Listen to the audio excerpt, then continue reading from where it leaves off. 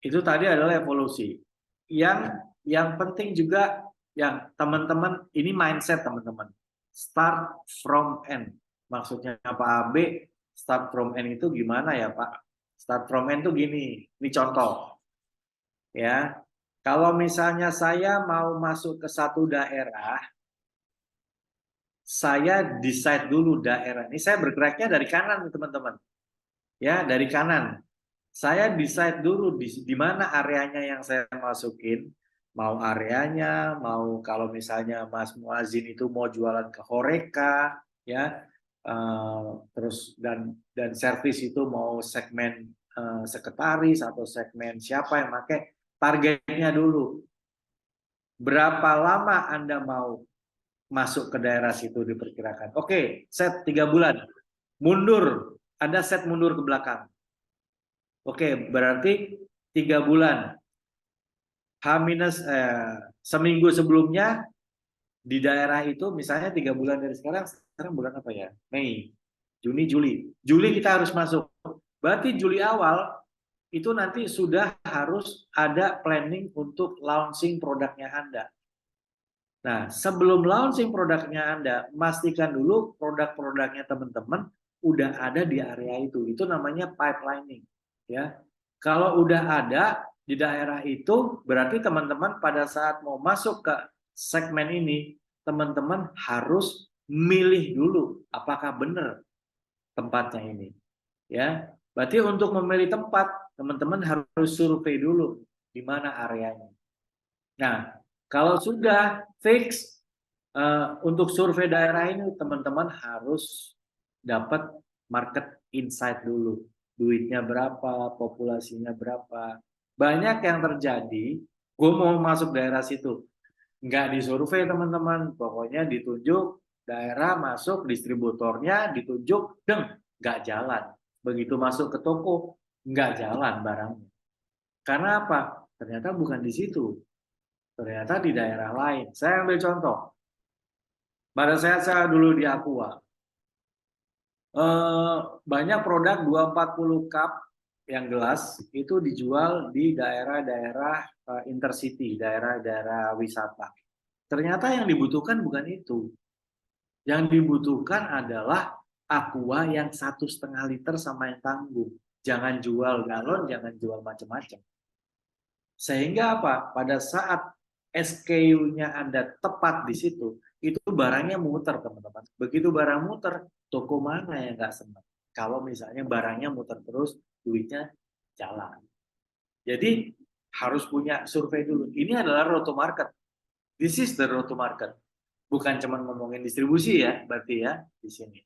Jadi start from end ya. Next itu adalah pahami landscape. Nih saya ini sebagai prinsipal, apakah saya ini cuman makelar ngambil barang dari prinsipal terus saya jual ke reseller sama agen, ataukah saya ini posisinya di agen? Di mana nih teman-teman? Kadang-kadang ada distributor yang datang ke saya, Pak Abe bantuin dong bikin distribution channel. Lah lu distributor tapi minta distributor. Emang modelnya kayak gimana? Ternyata yang dibetulin bukan itunya. Yang dibetulin adalah selling manajemennya sama channel manajemennya. Ya, dia distributor. Nah, dari masing-masing landscape ini teman-teman tahu kalau di prinsipal Anda harus tahu volume, value, sama market share. Distributor nggak peduli market share, pedulinya cuman money. Dia nggak peduli market share, dia nggak peduli brand. Pokoknya barangnya muter, barangnya nggak berhenti di gudang saya, turnovernya bagus, bayarnya saya bisa mundur. That's it. Karena bisnisnya distribution itu adalah financial management dan inventory management. Ya, nah Anda ada di posisi, tapi dari posisi kiri sampai posisi kanan, lihat teman-teman segitiganya, itu semakin dinamis. Kalau teman-teman prinsipal harus mikir sampai yang pakai produk saya siapa ya, sehingga road to marketnya teman-teman di sini jelas. Jangan-jangan yang pakai produk saya anak-anak muda, jangan-jangan saya nggak perlu distributor nih, atau saya nggak perlu reseller, saya hanya perlu stock point dan saya akan hajar produk saya melalui sosial media dan internet, email atau internet marketing. Sama sekali saya nggak punya toko. Ya, mungkin teman-teman tahu yang namanya produk yang living, nggak ada kan di toko. Itu dia pakainya multi level marketing. Nggak ada yang salah teman-teman di multi level marketing. Yang salah adalah pelakunya tidak menggunakan konsep yang benar. Ya, nomor 2, sebagai prinsipal teman-teman harus tahu nih, barangnya saya larinya kemana. Jangan sampai Anda mau nyediain satu botol produk atau satu buah mug ini, cuman harus nyari distributornya susah, harus bikin perjanjian, harus NDA dan segala macam bank garansi hanya untuk menjual mug ini. Habis waktu. Anda harus tahu skillnya. Paling cepat mana saya nyampe pasar. Siapa yang pakai produk saya. Ya.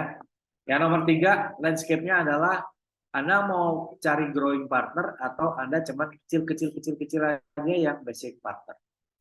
Kalau ini udah clear, baru kita bisa buat yang namanya road to market.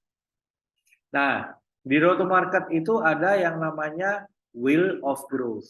Ya, kita di road to market ini udah dibangun mulai tahun 2007 dan kita udah pakai di beberapa company yang tadi saya sebutkan. Road to market ini saya udah pakai ini semua. Tapi nomor 1 yang selalu kita lihat dalam membangun suatu usaha, dalam membangun road to market, yang paling nomor 1 adalah purpose. Sebelah sini teman-teman. Yang namanya company, nomor 1 dari dulu sampai sekarang yang dicari itu ya profitability. Kalau nggak profit, pasti ada sesuatu, pasti dibenerin. Kalau Anda udah profit, baru, oh saya masih bisa masuk ke potensi market. Kalau marketnya udah besar, ini biasanya masuk ke market share. Ini adalah mainannya brand-brand atau FMCG yang besar, market share. Kalau UKM, kalau small medium enterprise, mainnya baru sampai potensial market. Ininya dulu teman-teman, purpose-nya dulu. Mau benerin profitability, mau masuk ke potensi market, atau mau gedein market share. Road to marketnya beda-beda. Contohnya, kalau kita mau profitability, road to marketnya apa? Kita akan fokus kepada SKU yang memang marginnya besar. Dan kita akan masuk ke selected channel. Nggak usah semuanya. Nggak perlu ada di mana-mana. Ada di mana-mana malah rugi. Misalnya. Beda. Road to marketnya akan beda modelnya. Begitu kita masuk potensial market, potensial apanya nih? Potensial volumenya atau potensial untuk visibility aja. Ya. Nah, setelah tahu purpose-nya, baru kita masuk ke proses. Saya bilang ini proses, teman-teman, bukan produk. Karena sebetulnya kita meng-create produk itu bukan untuk jualan. Kita meng-create produk itu adalah untuk cari pelanggan. Kayak tadi, lapis Bogor. Begitu pelanggannya udah ada, mau jualan apa aja. Jadi produk itu adalah sebagai kendaraannya teman-teman. Tujuan bisnis adalah menciptakan pelanggan baru dan mempunyai sustainability financial yang berkelanjutan, yang jangka panjang. Apapun produknya. Nah, tapi kalau teman-teman lihat di purpose paling dekat profitable, di proses paling dekat apa? Siapa dulu nih produknya? Siapa dulu customernya? Terus apa produknya? Harganya berapa? Channelnya masuk kemana? Komunikasinya kita mau sosial media, online, offline, pasang banner, pasang apa namanya, baliho, pasang apa tuh yang di apa namanya di pinggir jalan lupa. Nah, kalau udah gimana sih? Saya perlu organisasi. Jangan-jangan banyak teman-teman yang terjebak udah kadung bikin organisasi dulu, ngerekrut orang, terus nggak jelas kerjaannya. Jangan-jangan saya nggak perlu banyak karyawan tetap, mungkin saya hanya perlu freelance, saya mungkin hanya perlu kontrak. Desain organisasi ini sangat menentukan. Karena apa? People follow the business. Orang ngikutin bisnis, bukan bisnis yang ngikutin orang. Orang ngikutin bisnis, begitu bisnisnya berkembang, kita ngerekrut orang atau karyawan tetap atau kontrak. Ya. Tapi kalau misalnya bisnis yang ngikutin orang, itu biasanya kita ngasih kerjaan ke seseorang karena kita nggak bisa Kita nggak bisa mecat orang itu, kita nggak punya performance review orang itu. Akhirnya apa? Jadi dikasih kerjaan ini aja. Itu salah. Sangat salah. Jadi nggak jelas. Ya, role-nya masih jelas, key result area, KPI masih jelas, rewards, recognition-nya, ya, insentif itu nggak perlu berupa uang teman-teman. Insentif itu bisa training, insentif itu bisa dia diberikan bonus tapi 6 bulanan, nggak usah setiap bulan. Kenaikan promosi itu juga insentif disebutnya, ya, di review. Terus kalau kita udah bisa mereviewnya, capability-nya apa? Oh, tim saya ternyata nggak paham mengenai sosial media. Saya masih cariin pihak luar, third party yang bisa training sosial media. Nah, masalahnya cuma di training, gitu. Contohnya, ya, nggak perlu ngerekrut orang baru. Gitu. Tapi, gue perlu banget nggak ya sosial media? Enggak. Ya gue, kalau gitu saya cari freelance saja. Gitu. Karena sosial medianya belum setiap hari. Kalau udah setiap hari, saya perlu orang yang dedicated. Beda lagi, ya. Next. Nah, yang ketiga adalah tadi udah start from end, terus Anda tahu landscape, ya, Anda tahu purpose. Yang Anda sekarang harus pahami adalah Anda tahu baseline. Baseline sama growth line. Baseline itu adalah produknya teman-teman, mau barang atau jasa. Yang ini dijual ini di bawah ini. Itu sebagai, kalau bensin itu Pertamax. Sorry, kalau bensin itu apa ya sekarang apa ya? Dulu premium lah. Ya, setiap pom bensin masih ada baseline, setiap pom bensin masih ada premiumnya, ya. Sama kayak kembali lagi di Aqua. Setiap pabrik harus produksi galon. Kalau nggak produksi galon, jangan produksi yang lain dulu. Karena apa? Kalau udah produksi galon, volumenya besar, kapasitasnya bisa maksimum, dapat duit, bisa bayar operational expenses, gitu. Kalau yang kecil-kecil, kalau masih kecil-kecil, nggak usah diproduksi di situ deh, produksi aja dulu di pabrik yang lain. Sama seperti di Coca-Cola, ya. Di Coca-Cola, penjualan apa yang paling besar? Sprite, teman-teman.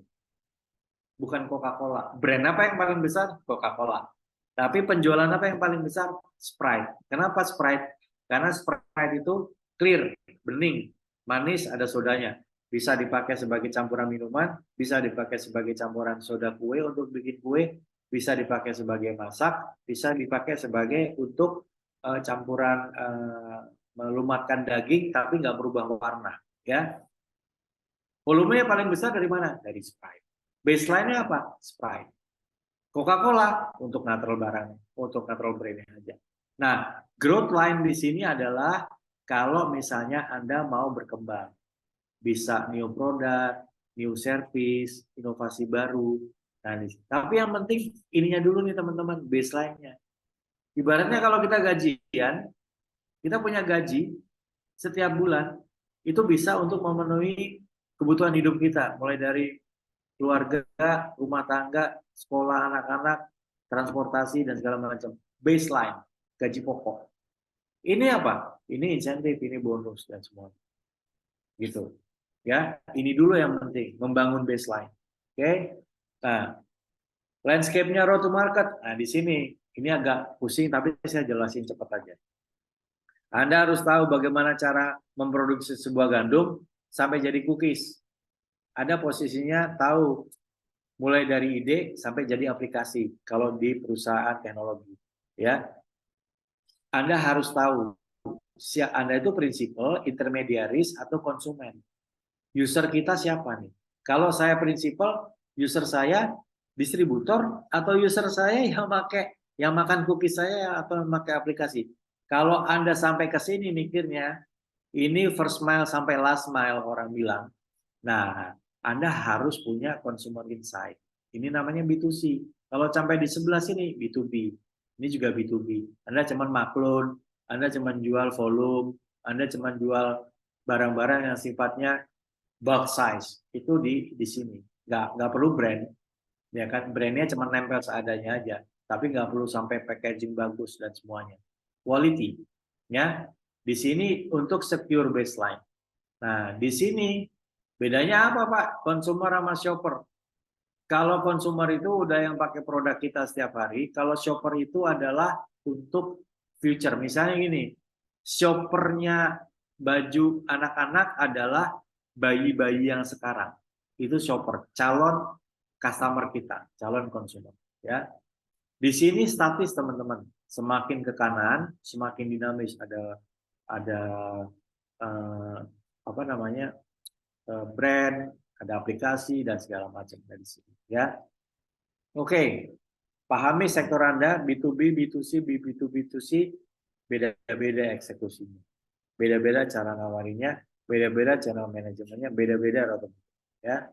Nah, ini penjelasan yang lebih detail lagi. Saya nggak akan masuk ke sini, nanti teman-teman bisa membaca dan bisa melihatnya. Ya, oke. Sekarang apa aja yang diperlukan? Satu, kalau sebagai bisnis, Anda mesti punya pemikiran satu, can do mindset. Mindset ini teman-teman. Mindsetnya itu nggak ada yang nggak bisa. Pokoknya bisa. Nggak tahu gue kerja sendiri sama orang lain atau bagaimana. Nomor dua, constant change. Apalagi sekarang. Dulu aja PPKM 2 minggu tutup, 2 minggu buka, 2 minggu tutup buka. Ya. Nomor tiga, Anda harus bisa kolaborasi dengan orang lain. Ya. Terus yang nomor dua di sini adalah Anda harus tahu produk Anda itu autentiknya, produk Anda itu nggak bisa dicontek sama orang lain. Kalau udah bisa dicontek sama orang lain, nggak autentik lagi. Ya, nomor dua, Anda punya market yang spesifik. Kalau Anda punya market yang mass, yang banyak, ya siap-siap aja berkompetisi.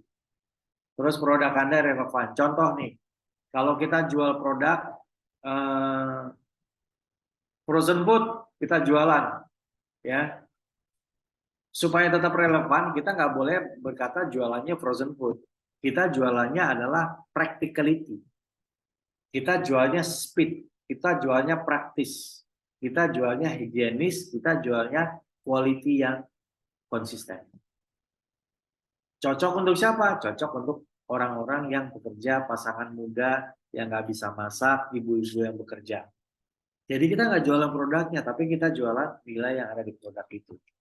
Functionnya apa? Ya. Nomor tiga, data penting, direction karena mengarah kemana, terus drive, jangan berhenti, terus kolaborasi, consensus. Tiga hal ini yang teman-teman masih punya. Alright,